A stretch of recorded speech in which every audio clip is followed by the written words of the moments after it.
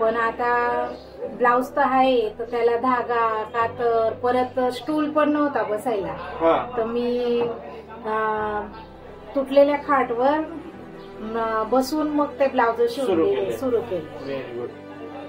त्याला भरायला 1 लाख रुपये लागतात. फक्त भरायला ते 1 लाख रुपये मी या दुकानातनच काढते. तेवढेच दुकान, एवढ्याच दुकानात 1 लाख नव्हतेच.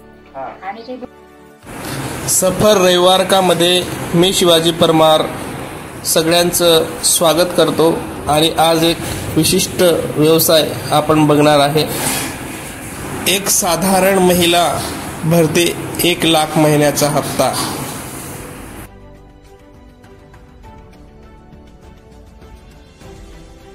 पाच तरी महिला तुमच्या जवळ काम करतात ना. खूप चांगलं आहे सेटअप.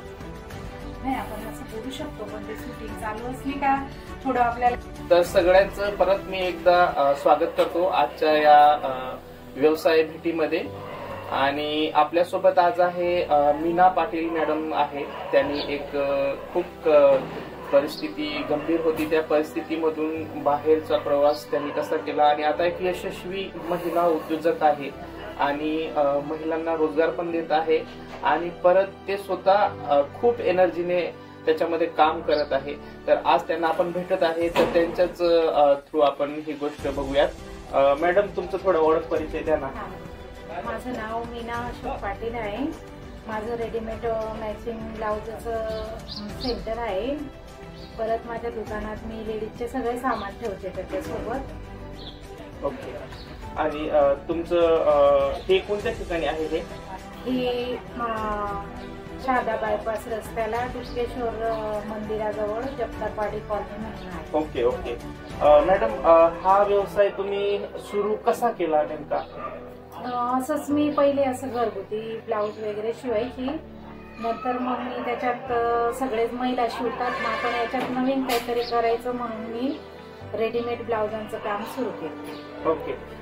तुमचं आता हा व्यवसाय जो सुरू केला तुम्ही, ह्याच्यामध्ये सुरुवातीपासून तर आतापर्यंत कसं कसं तुम्हाला स्टेप बाय स्टेप करत आले, ते परिस्थितीनुसार कसं बदलत केलं ते थोडंसं सांगा ना, तसं महिलांना ते समजेल. माझं मी असंच घरात आमच्या गावाला शिलाई काम करायची. त्याच्यानंतर आम्ही नंदुरबारला आलो. मग नंदुरबारमध्ये मी असंच क्लासेस स्टार्ट केले. क्लासेस नंतर मग ब्लाउजांचं करत गेली. पण ब्लाउजांचं एवढं असं पाहिजे तसं लोक एवढं सिरियसली घेत नाही. मग आपण याच्यातच काहीतरी नवीन करायचं म्हणून मी रेडीमेड ब्लाउजांचं म्हणजे बायकांना कसं टाकलं तर 8 दिवसात 15 दिवसात ब्लाउज मिळतात. मग हे रेडीमेड ब्लाउजांचं असं सुरू केलं मी की सगळ्या मापांमध्ये तयार करून ठेवते ब्लाउज. 30, 32, 34 म्हणजे असे शर्टचे माप असतात तसे. म्हणजे महिलांनी साडी आणली का त्यांना 10 मिनिटात ब्लाउज मिळतं असं आहे. पण हे जितकं सहज आपण बोलतोय तितकं सोपं काम नाहीये. ह्याच्यात खूप म्हणजे खूप खूप मेहनत लागलेली इथपर्यंत पोचायला. कसं काय एक एक एक एक लोक जोडले, कारागीर ठेवले. अजून तुम्ही मागाशी त्या सेशन मध्ये म्हटलं होतं की पहिली सुरुवात तुम्ही कोणत्या मशीनवरनं केली होती, ती स्टोरी सांगा ना थोडीशी. कसं तुमच्या परिस्थितीमध्ये? पहिले तर माझ्याकडे फक्त लग्नातच मी पहिलेपासून 10वीतच ब्लाउजांचा वगैरे असा क्लास केलेला होता. मग आता माझ्याकडे मशीन होतं. मग आम्ही शनी मांडळवरून आलो तर फक्त मशीन होतं आमच्याकडे. मग आता घरी तिथे आलो, गुरुकुल नगर मध्ये राहायचो आम्ही. मग तिथे आता काय करायचं म्हटलं, आपण कसं ऍडजस्टमेंट करू शकतो. आता कस्टमर कुठून आणायचे, काय आणायचे. मग आमच्या बाजूवाल्यांना म्हटलं मी ब्लाऊज शिवते. मग त्यांनीच आपल्याला ब्लाऊज शिवायला दिले 4-5. पण आता ब्लाऊज तर आहे तर त्याला धागा कातर परत स्टूल पण नव्हता बसायला, तर मी तुटलेल्या खाटवर बसून मग ते ब्लाऊज सुरू केले. खूप खूप म्हणजे त्या गोष्टीची आठवण केली तर खूप कठीण काळ होता तो. पण तरी पण मी त्याच्यात 8-10 दिवसातच सगळ्या कॉलनीतनं मशीन आणून महिलांना क्लासेस चालू केले होते. पूर्ण घर खाली, आपल्याकडे सामग्री नव्हते, भांडे कोपरे काहीच नव्हतं. 4-5 भांडे, स्टोव्ह ते एवढंच कोपऱ्यात येऊन जायचं. 3 रूमचं घर पूर्ण खाली. मग त्याच्यात सगळे भाड्याने, तेव्हा तर काही 100 रुपये महिन्याने भाड्याने बायका मशीन घेऊन द्यायच्या. सगळे मशीन आता आणले तर बसायला स्टूल नाही होते, मशीन तर भाड्याने मिळून गेले. सगळ्या बायकांच्याकडनं कोणाकडनं टिंप, कोणाकडनं तेलचे डब्बे असे आणून मग ते क्लासेस चालू केले आपण. तर त्या काळात म्हणजे 20,000 रुपये महिना कमवणं म्हणजे खूपच खूप रिस्की कठीण काम होतं. आणि एवढं सगळं उभं करणं, मग काय तशा पद्धतीने सुरुवात करत करत गेलो. मग आपण ज्या क्षेत्रात पडलो का आपल्याला आयडिया येत जाते. मला की मी एवढं म्हणजे जेवढं पाहिजे तेवढे असे क्लासेस वगैरे नाही झालेले होते ब्लाउजांचे. खेडेगावात जसं आपण शिवतो तशाच पद्धतीने, पण त्याच्यात आपण गेलो का आपल्याला त्याच्यात आपण एक ब्लाऊज शिवलं, त्याच्यात अडचणी आली, दुसऱ्यात अडचणी आली, मग आपणच त्याच्यात शिकत जातो. तुम्ही किती क्लास केला काय केला, पण ते मनात आतून जेव्हा येतं तेव्हाच आपण शिकू शकतो. बरोबर. असं 20,000 तुम्ही कोणत्या सालामध्ये केलं? म्हणजे 2005 मध्ये. त्या टायमामध्ये म्हणजे तुमच्याजवळ बसण्यासाठी स्टूल पण नव्हता, तुम्ही खाटवर मशीन नव्हते, सगळे इकडनं तिकडनं मागवून. आणि अजूनही मी तिकडे गेली ना तर त्या बायका म्हणतात की मीना काय होती, काय होऊन गेली. अजूनही आपण गेलो का लगेच सगळ्या बायका म्हणतात की बुवा शून्यातनं यांनी कसं कसं सुरुवात केलेली आहे. मशीन तर होतेच, पण त्याच्यानंतर आपण याच्यात काय करू शकतो म्हणून मी क्लासेस सुरू केले, मेहंदीचे, रांगोळीचे क्लासेस वेगवेगळे. मग मी अशाच ओळख पाळखणे बाकीच्या संस्थांमध्ये जॉईन झाली. आमच्या घरासमोरच मिटकॉन मध्ये काम करायचे ते. मग त्यांच्यात ते मला बोलले की बुवा तुम्ही सिलाईचे टेंडर घेणार का. मग RCT तर तुम्हाला माहिती स्टेट बँकेचं. मग त्यांनी मला तिथे हे वावदला ट्रेनिंग सेंटर होतं त्यांचं. त्याच्यात ते दारिद्र्याशी खालील मुलींना 30 दिवसाचा कोर्स होता. मग ते म्हणे घ्या तुम्ही. मग तेव्हा त्यांचं, आता ते मानधन देतात, तेव्हा त्यांचं 50-60 रुपये महिन्याचं असं आपल्याला टार्गेट असायचं. मग त्याच्यात आपण मशीन, कापड सगळं उपलब्ध करून द्यायचं त्यांना. मग त्याच्यानुसार मग मला आयडिया येत गेली, कारण आपण एकदम घरगुती असं करतोय छोटं मोठं, पण आपण कुठेतरी शिकवायला जातोय. आपल्याला कोणतरी मॅडम म्हणतोय, मॅडम म्हणणं ही खूप मोठी गोष्ट आहे. कारण आपण सर्वसाधारण असं असलो तर ताई माई असंच बोलतात बायका, पण तिथे गेल्यानंतर इतका मान सन्मान मिळाला. आणि तिथे मुलींची बॅच नव्हती, मुलांची होती. म्हणजे मुलांना टेलरिंग काम शिकवायचं होतं. सगळं अकोला, धडगाव तिकडचे मुलं होते. म्हणजे माझ्या बरोबरीच्या मुलांना मी शिकवलं. मग ते पण मला मॅडम आपण जायचो तर लगेच आपली पर्स घ्या, लगेच पाणी आणून द्या. म्हणजे इतकी आपल्याला त्याच्यात. मग मी ते ट्रेनिंग सेंटरला वावदला जायला लागले. तिथे मी 3-4 लाख रुपये कमवले होते. मग त्याच्यानुसार मग तेव्हापासून मला आयडिया येत गेली. मग मी बॅगांचं केलं. बॅगांचं पण मग तिथे गुरुकुल नगर मध्ये बऱ्याच बायका अशा, त्यांना जे वेळ होता अशा बायकांना मग आपण बॅगांचं चालू केलं. ज्या पिशव्या, प्रवासी पिशव्या असतात ना, त्या पिशव्यांचं आम्ही म्हणजे एका जणाने आम्ही पार्टनरशिप मध्ये केले. तेव्हा पैसेच नव्हते, त्याने 10,000 दिले. 10,000च्या मटेरियलवर आम्ही 2 लाखाच्या बॅगा बनवल्या. 10,000वर 2 लाखाच्या बॅगा बनवल्या. तर सगळ्या महिलांना, गुरुकुल नगर मधल्या सगळ्या ज्या महिला शिलाई काम करायच्या, ज्या माझ्याकडे शिकल्या, त्यांनी सगळ्यांनी बॅगा बनवल्या. सगळ्या बॅगा बनवून आणायच्या. मग आता बॅगा तर बनवल्या गेल्या 5,000-6,000 बॅगा बनवल्या. विकायच्या कुठे यांना. असे तर 1-2 कस्टमर यायचे तर आपल्या तर घरगुती विकले जायचे. पण हा एवढा माल तर घरात नाही विकला जाणार. मग बचत गटचे तुम्हाला माहिती स्टॉल लागतात सारंगखेड्याला. मग जो पार्टनर होता तो म्हणे आम्ही तर येणार नाही, त्यांचा बिझनेस, त्यांचा भाजीपाल्याचा बिझनेस आहे. ते म्हणे आम्ही तर काही येऊ शकत नाही मॅडम, तुम्हाला विकावे लागतील म्हणे ते. आता पैसे, मेहनत आपली होती पण पैसे त्यांचे होते म्हणून आपल्याला प्रत्येक गोष्टीचे हे होतं. मग तिथे सारंगखेड्याला स्टॉल तर लावला. थंडीच्या दिवसात स्टॉल असतो तिथे. सारंगखेड्याच्या यात्रा थंडीच्या दिवसात असते. आता बचत गटांचे स्टॉल ते खूप कोपऱ्यात लावतात. बाजारपट्टा इकडे असतो आणि जागेसाठी त्यांचे खूप छोटे स्टॉल असतात. आणि स्टॉल बचत गटचे म्हटले म्हणजे तिथे खाण्यापिण्याचे स्टॉल असतात. मग लोक सहज खाण्यापिणारेच येतात तिथे. असे इतर लोक एंट्री नाही टाकत तिथे. आता खेडेपाड्यावरचे लोक आहेत की ते तिथे एंट्री नाही करत. त्यांना म्हणतं आपण काही ते खाण्यासाठी येत नाही, कारण तिथे पुरणपोळी, चटणी, ठेचा असंच मिळतं. हे जे काही शहरातले लोक असतात त्यांना घरगुती घरातले पदार्थ खायचे असतात, तेच लोक तिथे येतात. मग आता लावला तर गेला स्टॉल, 1-2 बॅग विकली जायची. 1 दिवस गेला, 2 दिवस गेला, घरचे पण रागवायचे. नाही, माझे मिस्टर आलेले होते, ते म्हणायचे तुला नाही सांगत होतो मी, हे काय रिकामे काम करायचे. मग आता कसं करायचं बुवा, कुठे विकायचं या बॅगा. मग ते सगळे स्टॉल लावलेले असतात ना, तिथे सगळं खाली डायरेक्ट चादर थरली आणि एक खुर्ची घेऊन जायची, चादर थरून घेतली, खाली बॅगा लावून दिल्या, स्कार्फ बांधला की आता आम्ही पाटील आहेत.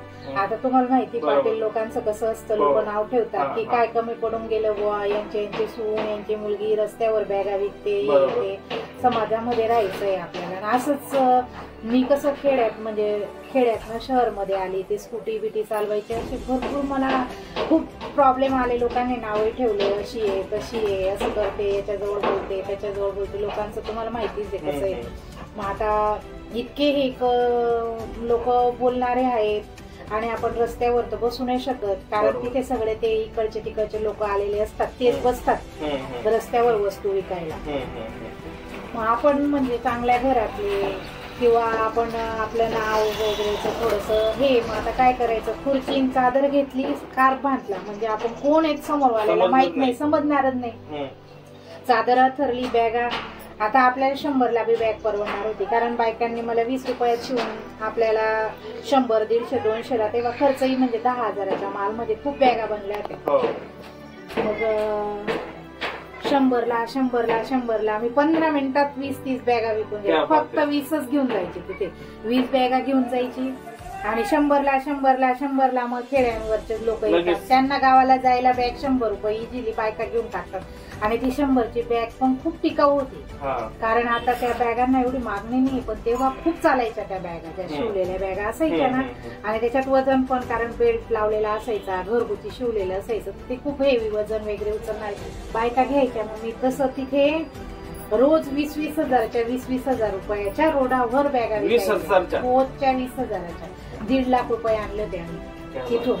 आणि 1.5 लाख रुपये आणूनही आमचा बॅगांचा, ज्या बॅगा शिवलेल्या त्या त्याचं कमीच नाही झाल्या, जेवढ्याच्या तेवढ्याच दिसायच्या, म्हणजे 10,000 तेवढी सगळं. हा, मग आता तिथून आल्यानंतर मग आम्ही पैसे त्यांना देऊन टाकले, अर्धे आम्ही ठेवले. मग बायकांचे ज्यांनी काम केले ते त्यांचे पैसे दिले, मग उर्वरित बॅगा आपल्या पुढे मातेच्या यात्रेत. बरोबर. आता सध्यामध्ये तुमच्या हातामध्ये कोणता व्यवसाय आहे आणि तुमच्या आता महिन्याचं कसं इन्कम आहे? माझं आता मी तर बघा, एका बिझनेसवर मी कधीच डिपेंड राहत नाही. मी साड्या पण ठेवते, परत पिको फॉलचं तर फॉल अस्तर ठेवते, दोरे, धागे, पिको फॉल. कारण शिलाईचं आपण ब्लाऊज करतो म्हणून आपल्याला अस्तर लागतं, दोरा फॉल आपण करतो म्हणून आपल्याला लागतं, तर मी त्याच्यासोबत ते विक्रीला बी ठेवते. म्हणजे कोणी कस्टमर आलं तर आपल्याला ब्लाऊजच्या बरोबर अस्तर फॉलही विकला जातो. आणि कोणाला काय घ्यायचं असलं, साडी घ्यायची, परत मी आता कटलेरीचं बी चालू करून दिलं त्याच्यासोबत. म्हणजे समजा साडी एखादी बाई आली तर साडी म्हटली म्हणजे तिच्याकडे 400-500 पाहिजे तर ती साडी घेऊ शकते. आता क्लेचर आहे, कानातले आहे, टिकले आहे, ते 5-10 रुपयाचे, तर बायका असे 50-100 रुपये तर पर्स मध्ये आणतातच. म्हणजे कोणी आलं म्हणजे त्यांनी असं बिना वस्तू घ्यायचं जायलाच नको, म्हणून मी आता प्लस कटलरीचं ते चालू केलं. आणि ब्लाउजांचं माझं तर आहेच, रेडीमेड ब्लाउजांचं ते तर मी शिवून विकतेच. ते आता मला ह्या ब्लाउजांना बाहेर गावाला पण मागणी मिळायला लागली. मी आता मागच्या महिन्यात 50,000च्या चोपड्याला ब्लाउज दिले. चोपड्याला त्यांचं पण असंच माझ्यासारखं घरगुती बिझनेस करतात. त्या मुख्याध्यापिका आहेत, रिटायर झालेले आहेत, त्यांचं पण एक छोटस दुकान आहे. तर मग ते माझे ब्लाउज त्यांच्या ओळखीचे तर सगळे टीचर लोक आहेत, कारण ते टीचर आहे म्हणून. आता त्या रिटायर झाल्या ना, तर त्यांनी घरी पुढे शॉपिंग काढलेली. मग आपले ब्लाउज ते थोडे 20-25 घेऊन गेले होते, पण बायकांना खूप आवडले, कारण आपलं शिवलेलं ब्लाउज आहे. आपण जे रेडीमेड सुरतवरून कुठून ब्लाउज आणतो ना, त्याच्यावर कारखान्याचे 5 नंबरची टीप असते, ते घातल्यानंतर 2-3दा घातलं का निघून जातं. हे ब्लाऊज आपलं 1 वर्ष कंटिन्यू वापरलं तरी क्वालिटी आहे त्याची, कारण घरी शिवलेलं कपडा, अस्तर, फिटिंग, मग ते रेग्युलर साठी युज होतात. म्हणून मग आता त्यांच्याकडे आता ते ब्लाउज मागतायत, पण आपल्याकडे कारागीर नाही तेवढे उपलब्ध. आता बघा, तुमचं म्हणजे एवढं भारी झालंय की तुम्ही बाहेर पण पाठवता. मागे माझ्या हस्ते आपण MP मध्ये पाठवलं होतं, ते इंदोर का काहीतरी बडवानी, मग तिथं पाठवलं होतं. म्हणजे असं बाहेरचे कस्टमर ते किती लांब चालले गेले इंदूरला, त्यांना माझ्याच हातचे ब्लाऊज आवडतात. तर आता त्यांना आपण इथून तुम्हीच पाठवले होते ते ब्लाऊज, किती लांबून त्यांनी ब्लाऊज पाठवले. आता तसंच माझ्याकडे अक्कलकुव्याचे की कोणी आलं तर त्यांच्याकडे ब्लाऊज असतात, दडगावचे पण कोणी येणारे राहिलं, दोंड्याचे ते येतात, धुळ्याचे येतात. तर मी पुण्याला इथून ब्लाऊज शिवून पाठवते बायका. हो, आता बघा ना, तुम्ही हे सगळं जे पण केलं त्याच्यामध्ये ह्या लोकांसोबत कसे जोडले गेले, म्हणजे एवढे सगळे लोक? बघा, माझं असं आहे की मी कुठेही गेली ना तर माझी ओळख मी स्वतःहून करते. बायका कसं असतात, बायका कसा बोलत नाही की बाई मी कशाला याच्याशी बोलू. मी सहज म्हणजे रेल्वेत गेली, मला माल घ्यायचा असला का मी तिथे 1-2 फ्रेंड तयार करणारच. त्या नाही मी बोलणारे असल्या ना तरी मी स्वतःहून बोलणार. आपण बोललो ना 1-2 शब्द आपल्याला बोलावं लागतात, मग ते त्यांना ते पण मग आपल्याशी ओळख केली का मग ते बोलतात काय करता, कुठे राहता, काय नाही. मग त्यांना पण आपण आपले कस्टमर बनवून टाकतो. म्हणजे मी जिथे जाते तिथे कस्टमर बनवते. आता बघा, जगतापवाडी कॉलनी म्हणजे खूप मागे कॉलनी, खूप. पण इथे पण मी आता मला फक्त 3 वर्ष झालेले, पण असं वाटतं की बायकांना ती यांच्याशी आपली किती वर्षानुवर्षाची ओळख आहे. इतक्या कोपऱ्यात असून इतक्या कोपऱ्यात असूनही माझ्याकडे बायका येतात. बरोबर. आता तुमच्याकडे किती महिला कामाला आहे? आता माझ्याकडे 3-4 महिला काम करतात. एक टेलर तर आहेच. ते कुठले बाहेरचे ना? झारखंडचे टेलर. बरोबर, मी ओडिसा सांगायचं पण झारखंडचे आहेत ते. झारखंडचे. आणि ह्या ज्या वहिनी आहेत हे पण सुरतला असायचे, पण त्यांनी आता इकडे घर घेतलं. त्यांना ते पण आता ब्लाऊज वगैरे शिवतायत. त्यांचे पण खूप छान शिवतायत. मग त्यांनाही आता आम्ही प्लस एक स्टेट बँकेजवळ दुकान चालू करतोय. त्यांना देतोय डायरेक्ट, तुम्ही सांभाळायचंय. त्यांनी जर बघा मटेरियल तर मी टाकणारच आहे, त्यांना आपण त्यांचे दुकानात थांबायचे पैसे तर देऊच, पण प्लस तिथे आपल्याला ब्लाऊजचे कस्टमर मिळतील. आणि त्यांना स्पीड पण चांगला आहे, म्हणजे माझ्या बरोबरीला स्पीड करून टाकतात ते. मग ते तिथे त्यांनी 4 ब्लाऊजही शिवले, 100ही धरले, 400 रुपये कोण देऊन जात नाही. प्लस दुकान सांभाळायचे तो वेगळे पैसे, 500 रुपये रोज, आज 15,000 रुपये घरी बसून मिळतायत आपल्याला. मुलं बाळ सांभाळून, संसार सांभाळून मिळतायत. बरोबर. मग योजनेच्या मागे नाही आहे त्या? योजनेच्या मागे नाही. तुम्ही 1500 रुपयासाठी 2 महिन्यापासून फिरताय, इथे 1500 आज आता काल 500 रुपये रोज कमवला गेला त्याचा.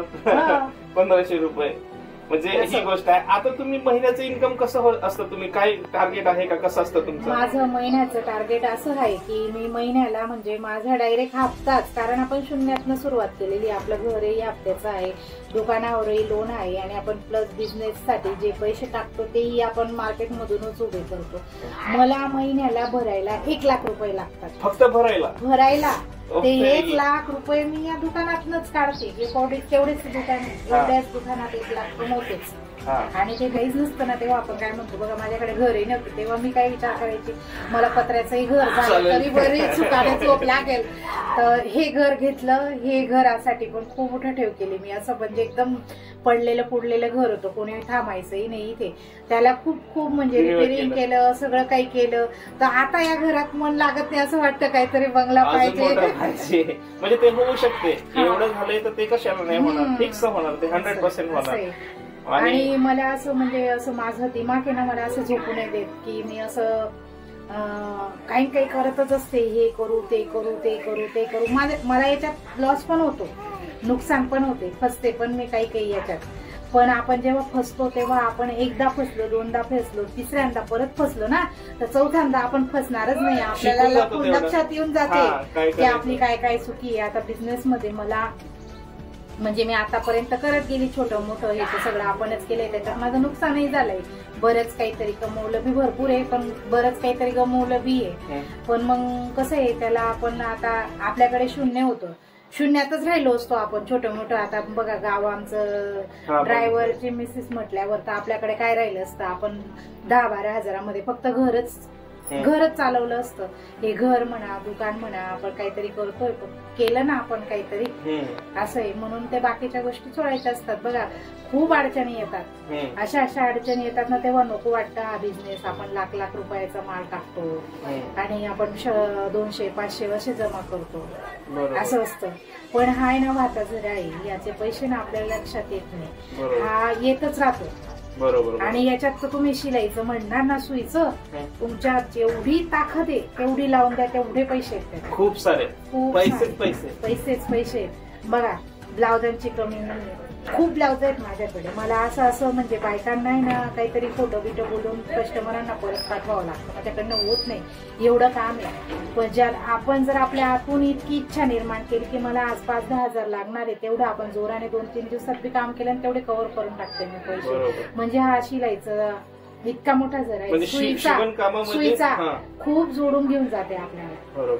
एक सिंपल तुम्हाला, आणि याच्यात पैसे लागत नाहीये. तुम्ही एकदाचं मशीन घेतलं ना, हे तुम्हाला मरेपर्यंत साथ देईल, तुमचे सगळे साथ सोडतील. माझ्या आयुष्यात मला मशीनने खूप साथ दिलेली, म्हणजे ना आई वडील बी नाही देऊ शकले असतील, हसबंड बी नाही देऊ शकले असतील, एवढं माझं मशीनने मला कधीच म्हणजे साथ नाही सोडली. जर तुम्हाला आज 500 रुपये लागत असतील ना, जा मशीन जवळ, मशीनवर बसले, तुम्हाला 500 मिळणार आहे. आपण भावाकडनं मागा, कोणाकडनं मागा, आपल्याला दिले बी तरी आपल्याला देणंच आहे, इथे आपल्याला देणं नाहीये. बरोबर. तुम्ही एवढा भारी प्रवास सांगितला, तर ज्या महिला आहेत त्यांना काय मेसेज देणार? बघा, महिलांची ना काम करायची तयारी नाही. विशेष म्हणजे महिलांना आता फुकटचे पैसे पाहिजे, सिलाईसाठी खूप मेहनत करावी लागते आणि खूप ओतावं लागतं त्याच्यात, तेव्हा आपल्याला मिळतं. पण एकदाच आपण त्याच्यात जर रमून गेलो ना, आता असा एकही दिवस नाही की मी दुकानात बसली नाहीये, आणि असं एखाद्या दिवशी माझ्या दुकानात 10-5 रुपये बी नाही आले ना, तर मी त्या दिवशी डिस्टर्ब होऊन जाते, विचार करते की आज काहीच नाही आलं.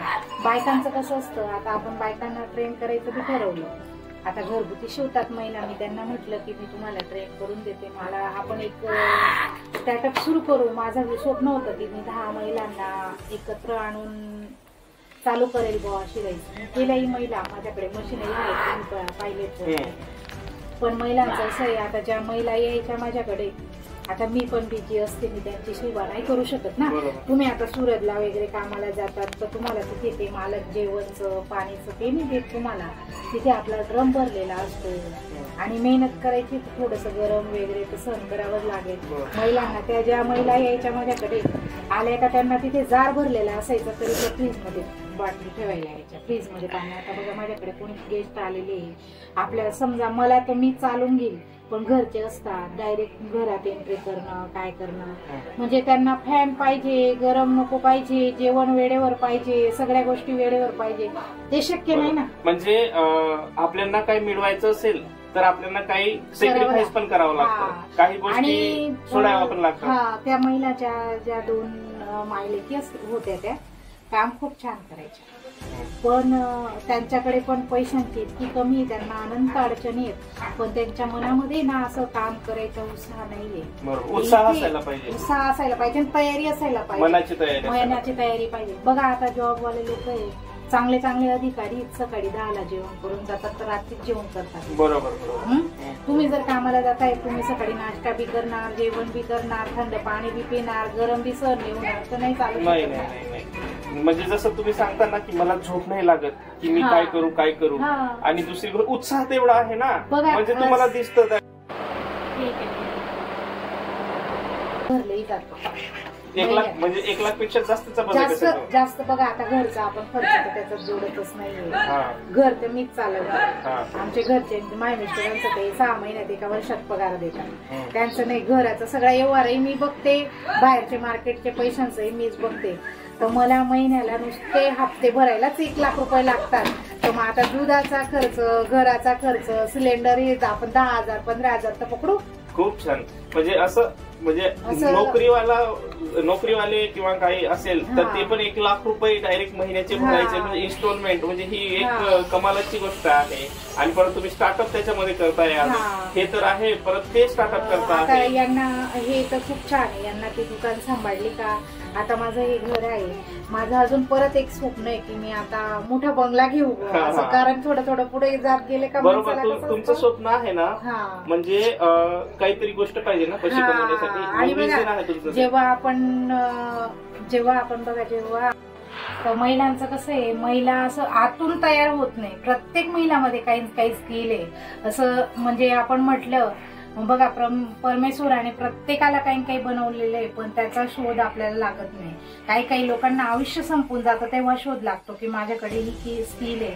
बऱ्याच महिलांकडेच काही स्किल आहे. कोणी ब्लाऊज चांगलं शिवतं, कोणी स्वयंपाक चांगलं करतं, परत कोणी पार्लरच्या याच्यात एक्सपर्ट आहे. बघा आता एक इकडे आमच्या एरियात एक महिलेने वडापावचं चालू केलेलं आहे. त्यांचं पुणेरी वडापावचं आहे, तुम्ही पाहिलं ना आता तिकडे. तर त्या पण एक आमच्या पाटील समाजाच्या महिला आहेत. आता वडापाव विकणं म्हणजे महिलेला तर ते बरोबर खूप म्हणजे याची गोष्ट आहे. पण त्याच्यात त्यांनी एकदम प्रोफेशनल टाईप मध्ये चालू केलेलं आहे. म्हणजे ते घर बसल्या पण आपल्याला पार्सल देतात आणि तिथे सगळे जे जाणारे लोक आहेत सगळे तसेच स्टँडर्ड लोक जातात. म्हणजे महिलांमध्ये प्रत्येकामध्ये स्किल आहे, पण आपण त्याच्यामधून आतून आपण जागृत व्हायला पाहिजे की मी काय करू शकते. असं खूप म्हणजे खूप महिला हुशार आहेत. आता आपण असं विचार नाही करू शकत. आपल्याला असं वाटतं ही महिला काय करू शकते, ही महिला काय करू शकते, पण महिलांमध्ये म्हणजे आतून इच्छाशक्ती पाहिजे. बघा आता स्कूटी म्हणजे मी स्कूटी घेतली होती, बाईक.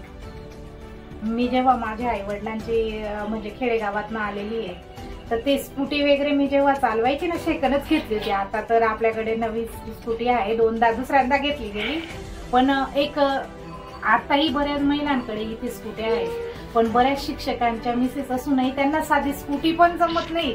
ते सगळं ते असं हिंमत नाही करत. एकदा पडल्या तर त्यांनी तेच बाईक चालवणं सोडून दिलेलं आहे. आता त्यांचे मिस्टर चालले गेले, ते सांगता मी नव्हे चलते का आपल्याला इथे जायचंय, तिथे जायचंय, तिथे जायचंय.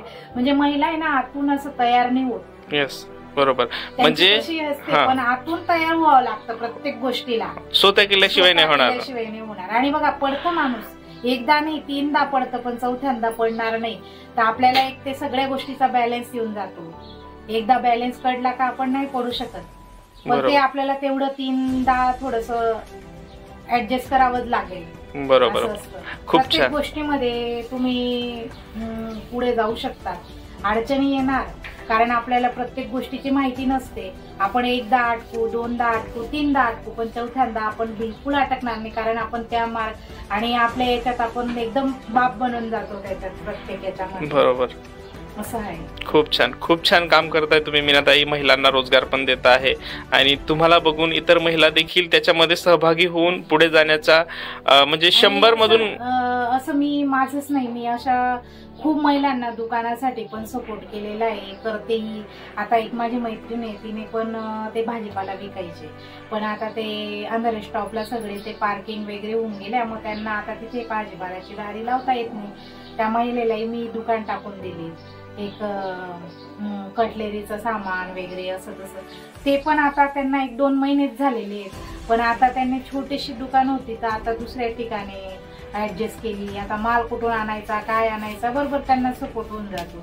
पण त्याच्यासाठी खूप म्हणजे उठाठेव करावीच लागते. आपण बरोबर सहज नाही होत. खूप आता बघा मालही घ्यायला जायचं असतं ना ट्रेनमध्ये, मी 1 लाखाचा माल आणते ट्रेन मध्ये घेऊन येते, ते बी एसी मध्ये घेऊन आले माल. ते पण टीसी म्हणे एसी मध्ये माल ठेवता नाहीत मॅडम. त्यालाही बोलून पोलीसवाले 4दा आले. दादा म्हटलं गाडी चालू होऊन गेली होती, कारण लोकल मध्ये तुम्हाला माहिती घुसू देत नाही. एसी मध्ये घेऊन आलो. त्याला म्हटलं बाबा 200 रुपये घे पण बसू दे. तर आपण कुठेही काही करू शकतो, पण आपल्याला बोलण्याची टेक्निक पाहिजे. त्या जागेवर दुसरे राहिले असते ना, त्यांनी माल तू उतरवून दिलं असतं. हा बरोबर, तुम्ही ते स्किल आहे ती तुमच्यामध्ये. गाडी चालू होऊन गेली, दादा राहू द्या, आणि आम्ही एका साईडला थांबलोय, आम्ही काही तुमच्या मध्ये जात नाहीये. मी एसी मध्ये माल घेऊन येते. बरोबर. आपण आणि स्वतःही उचलावा लागतो. 1-2 लाखाचा माल घेऊन येणं म्हणजे खूप असतं. ह्या जागेवर बाया हिंमत सोडून द्यायला नाही बाबा, इतकी मेहनत आपल्याला म्हणजे हिंमत नाही सोडायला पाहिजे, हिंमत नाही सोडावी लागत, करावं लागतं. आणि बघा पैसे कमवायचे तर मेहनत तर करावी लागेल. खूप छान मॅडम, खूप छान. मीना पाटील यांचे मार्गदर्शन सत्र आणि त्यांचे अनुभव महिलांना समजवताना योजनेबाबत देखील त्यांनी खूप भारी महिलांना समजवलं. आपल्याला या ठिकाणी दिसेल त्यांचा नंबर मी देते मी तुम्हाला. त्यांच्याकडे फक्त तुमचं ज्या बँकेत अकाउंट असेल ना ते अकाउंट द्यायचं, अकाउंट नंबर द्यायचा, आधार कार्ड पॅन कार्ड द्यायचं. ते तुम्हाला आता 1 वर्षाचं 2 वर्षाचं जे प्रगती व्हायला अजून 6 महिने 1 वर्ष, कारण बँकेची पण प्रोसिजर असते आणि हे सरकारी जे योजना असतात ना ह्या आपल्यापर्यंत पोहोचवायला खूप वेळ लागतो. हे खरंच कागदीपत्रीच पडलेले असतात. तुम्ही काहीतरी कराल तर तुमचं लवकरात लवकर स्टार्टअप चालू होईल.